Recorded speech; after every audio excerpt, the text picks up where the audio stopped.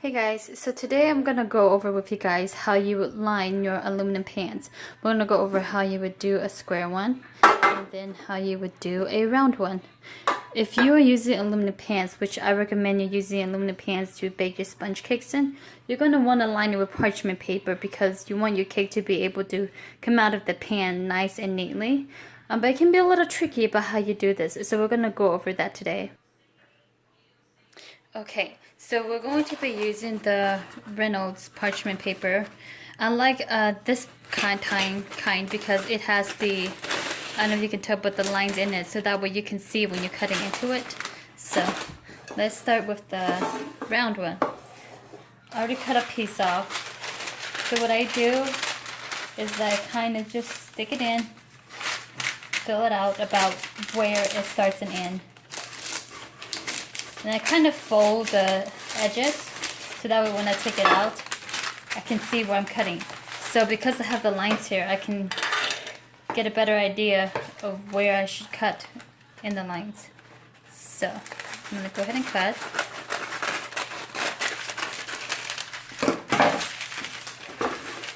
Stick it back in my pan just to make sure that it's in a good place. So it looks like it's just a slight bit long. I'm going to cut a little bit more off. Not that much. Alright. So now let's see. So now that looks better. So now the same thing with the other end, okay? Stick it in. Kind of fold in where you're gonna cut. Take it out, and then I see my line of where I'm gonna cut. Okay, and then there we go. So now that fits in there nice and neatly. Put this aside because now we're gonna do the edges, okay?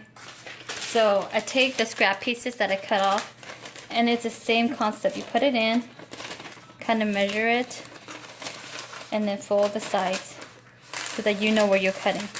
So it's a little high, so wherever I'm folding right now, I'm actually going to cut it a little bit lower, so that way when I put it in, it's not sticking outside of the cake pan. Okay, so let's see. It looks like it's a good height. So there we go. And then because my pan isn't completely in a square shape, you see how my edges are kind of curved? I'm not going to just do it all around. I'm going to do it like this, and then I'm going to cut off the side. Just because if I put it around, it's not going to give me a nice corner when I'm baking my cake. So just like that. So I'm just going to take this and measure it to the paper for the other side, so that way I have 2 strips for each corner of the cake. Okay, so there we go. So now you have one for each side, and now this pan is a little longer than this side, so I'm gonna have to do another measurement for the other side. So let's see if this will work. This is good enough. It's actually a little bit, just a teeny bit too short, but this works. So same concept, fold it, and then cut it. Okay. Alright, and then let's see. And then let's see, look, it looks a little bit too high. I don't know if you guys can tell. It's a little too long. So I just need to cut a little bit more off.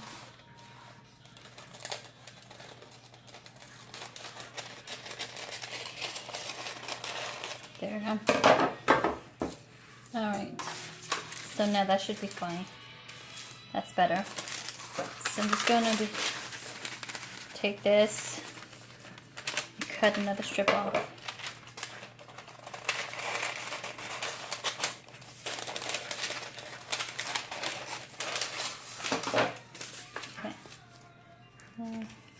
That's good.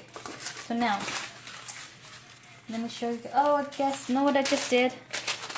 I just cut off the piece that I made for this middle. Alright, so let me cut me another piece, and then I will come back and show you guys how we're going to use it. Okay, so let's go over this again. Sorry about that, guys.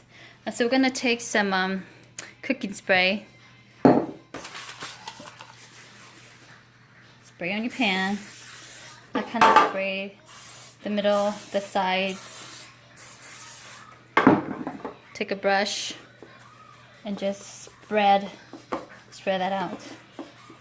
I do this because I want to make sure that I am getting to all the little corners and all the edges, so that way I can put my parchment paper in, and when I take my cake out later, it comes out nice and smoothly. So there you go. Take my parchment paper, stick it in, and then she just kind of stick right in. There we go. I think I need to move this a little to this side.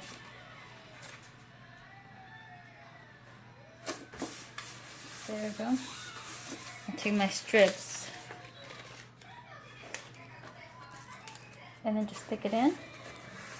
And it kind of sticks on, like the cooking spray almost acts like a glue to hold it together. Alright. There we go. And then my other strips, oh, here they are. Take this and put it on. There we go. Take this and stick it on too. There we go. And then what I like to do for extra security is I just spray some more in. Take the brush and then brush it around. I don't think this is really necessary because the parchment paper should just slide off the cake. But for extra security, to make sure that I don't have a hard time peeling the parchment paper off the cake later, I just like to add extra of the cooking spray on top of the parchment paper too. So there you go. Now your pan is ready for your cake. So now let's go over the round one. So here's the round one. The round one actually is easier. I think it's easier to do. So let's see. I'm just trying to use my old pieces of parchment paper so I don't waste anything. So that looks about right. So you just pretty much take a piece of paper and measure it to around the width of the cake pan. So that's about it. So what you do now is take your piece of paper, fold it again, and then fold it again. You're pretty much trying to fold, I don't know what you call this, but you just keep folding it around like that. Oh. Okay, now take your pan upside down, and then put the tip at the center of your pan, measure it, and then just cut like that. Okay, and then there you go, you got yourself a nice circle. So put that in. Yep, that looks like it's a perfect piece. See? So now the sides. Again, I'm just using my old pieces of parchment paper that I cut off from the previous cake pan. So you could just take one long piece so that you can measure all around it. But I'm just going to take one piece and then cut again. So you just put it in, and I kind of just fold it down. You can't really fold this as easy as you do the square pans, but it kind of gives me an idea of where to cut. So it's around there. Like I said, this type of parchment paper has the lines that you can see where to cut. So I like using this type so that you can see where the lines are, so you can cut some more nice even lines. So that looks good. So I'm gonna cut me another piece just because this is not long enough to go all around the cake pan.